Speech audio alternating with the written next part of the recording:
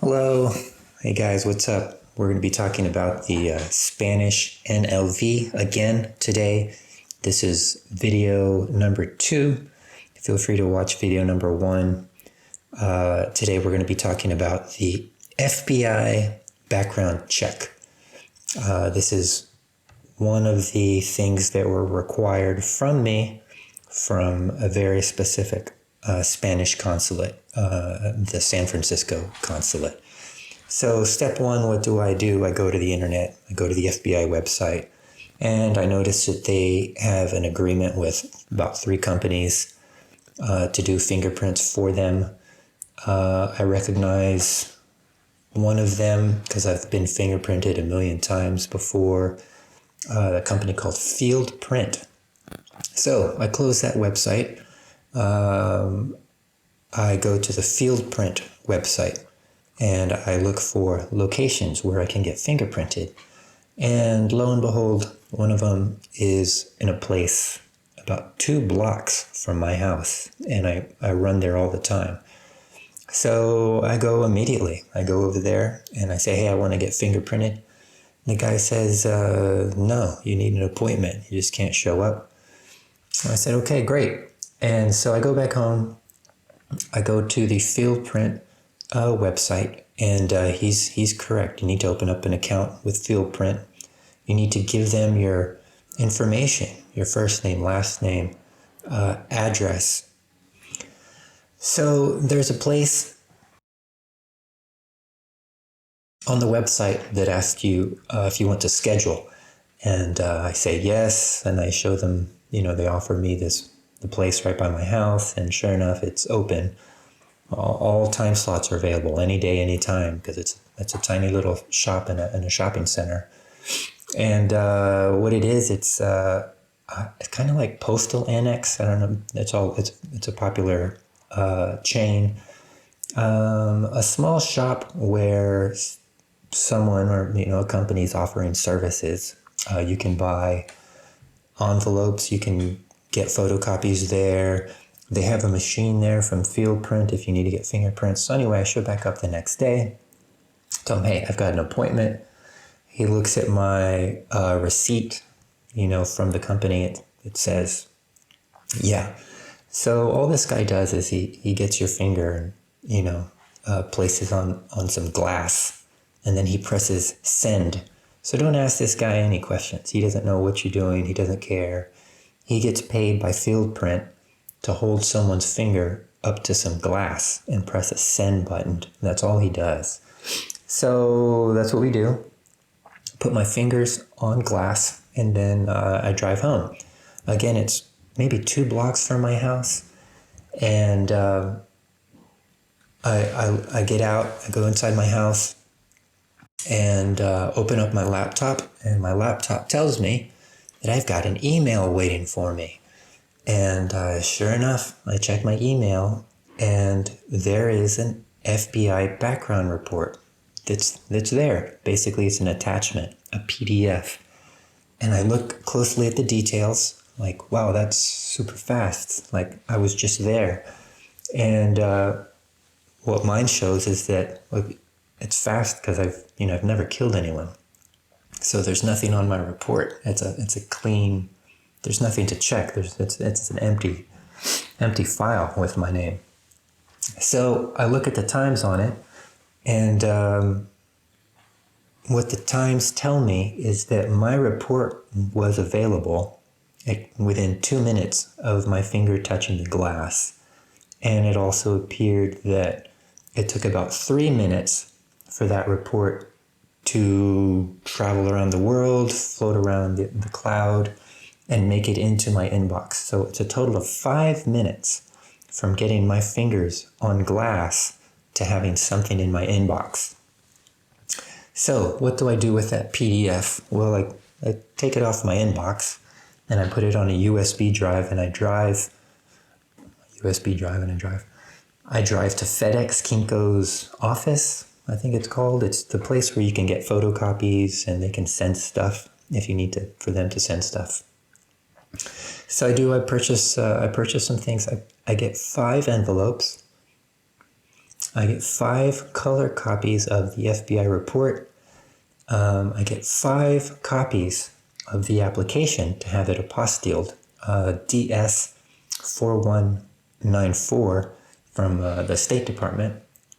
And then I drove home. So I get home. Those other 4 copies I save for later, but I place one in one envelope. I place, one FBI report, one application form, the DS 4194, one check I made out for $20 to Uncle Sam, and one cheapo, thin, self-addressed envelope with stamps on it. 1 stamp, I think, 2 stamps. And then I mailed it to the address shown on the state website, either Virginia or Washington. So that's it. 2 weeks later, I pick up the phone. I recognize, I think it said Secretary of State or something. And I pick up the phone, and it's a young girl, maybe 16, 17. She sounded young. And it's just a little call center they have for things that have gone wrong. And she tells me that something's gone wrong, that they cannot accept my check. And I ask her why. She says, because it doesn't have your home address printed on the check itself. And she's correct. My check, on the upper left-hand corner, it says Mickey Mouse. It does not say Mickey Mouse 123 Sesame Street, Austin, Texas 99989. It doesn't say that, it just said Mickey Mouse or whatever my name is. And so I said, so can I pay on the phone? Can I pay with credit card? She said, yeah. So that's what I did. So that was 2 weeks into it. 1 week later, in my mailbox is my criminal background check, apostilled. It's done. So that was a total of 3 weeks from the date I put the request and the money in an envelope to when I get the product back. What does the product look like? You can Google it. It's nothing special. Basically, it's 2 sheets of paper. One sheet is the FBI report that you printed out yourself, that you sent them. And on the sheet behind it is a yellow sheet of paper with someone's signature. Someone hand wrote their signature on it.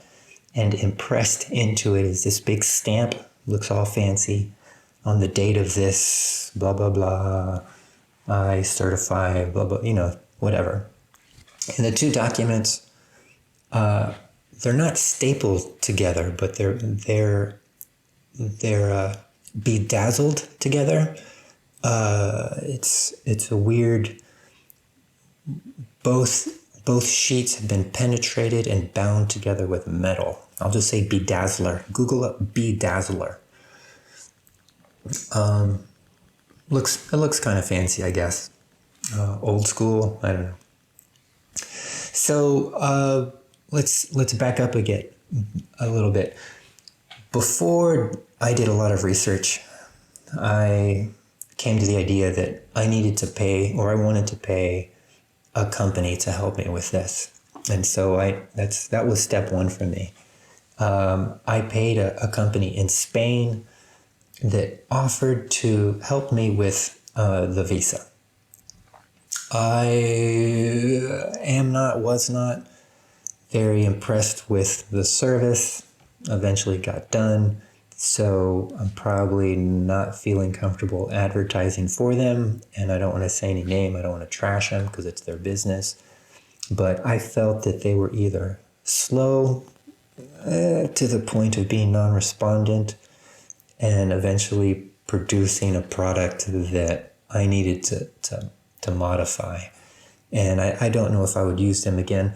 You do not need to pay a company to help you with your visa. Millions of people put together their own application and they mail it and they get accepted. So it's not needed. I thought that there was a reasonable amount of money for a service, and feeling kind of lazy, I guess.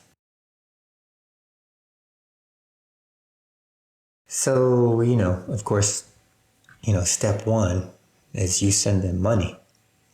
And then once you do that, you're basically waiting for them to help you. So you can't do things as quickly as you want because you're in their system now.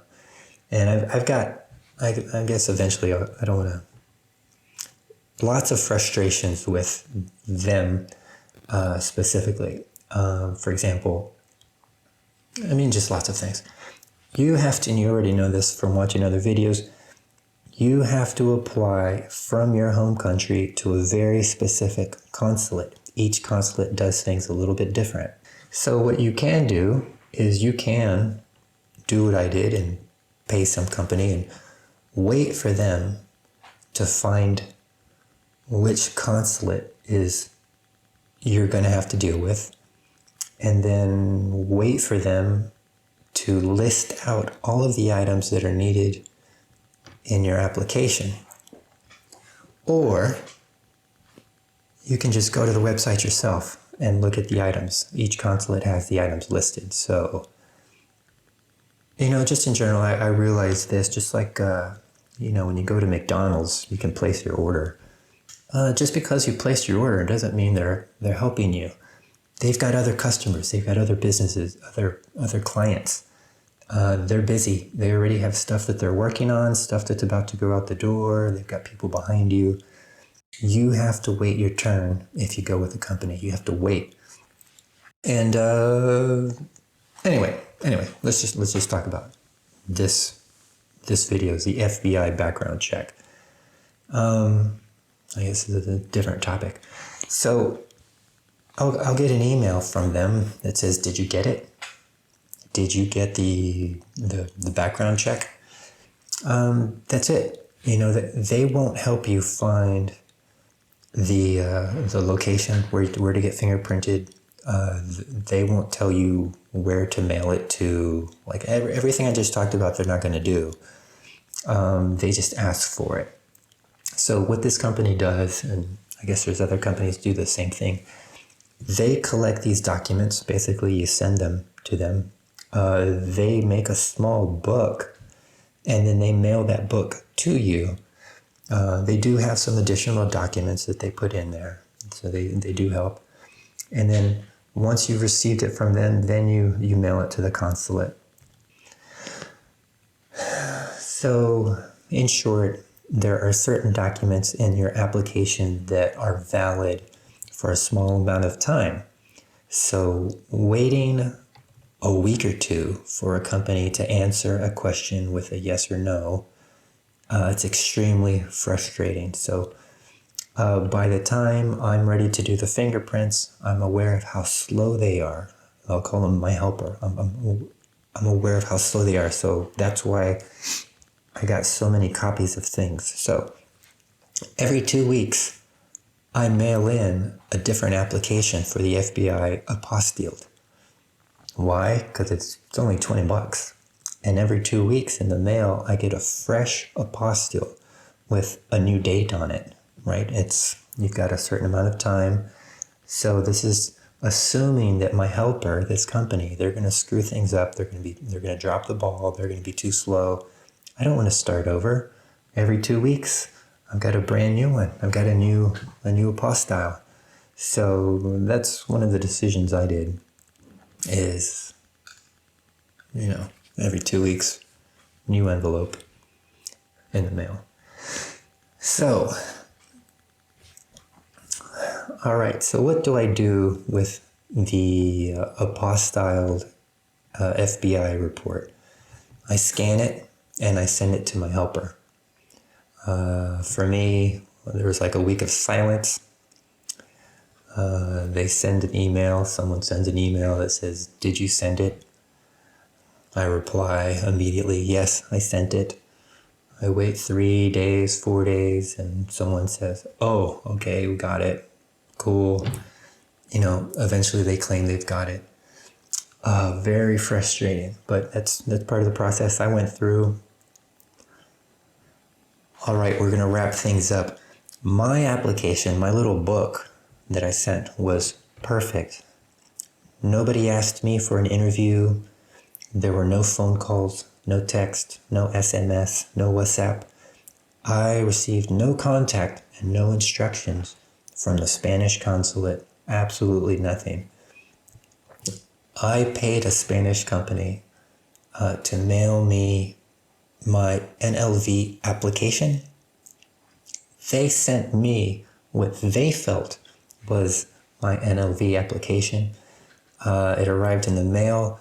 I really had to spruce it up. I had to spice it up. I had to make it look, I felt the need to make it look more professional. I felt like I had been gone to McDonald's and, opened up my little package, took the paper off, and the hamburger does not look like the hamburger from the videos from the television. So I had to straighten out the bun, put the lettuce back inside. The cheese was over on the side, so I got to put the cheese. That's what I did with my application. I had to add some things too.